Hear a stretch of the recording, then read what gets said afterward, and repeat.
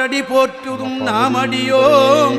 தீவினை வந்து அம்மை திண்டப் பெற திருநீல கண்டம் நமது கோசாலையினுடைய தீவினை வந்து வள்ளி எம்மை 18 வைகாசி 2026 ஆண்டு கண்டம்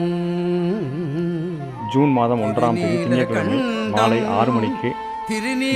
கண்டம் பிடாரி கன்றை இனிநாள்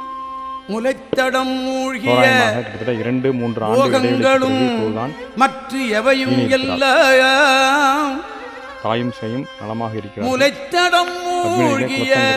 போகங்களும் மற்ற எவையும் எல்லாம் விளைத்தலையாவணம் கொண்டமை ஆண்ட விரிசடையீர் ஆண்ட விரிசடையீர் எம்மையாண்ட விரிசடையீர் இலைத்தலை சூலமும் தண்டும்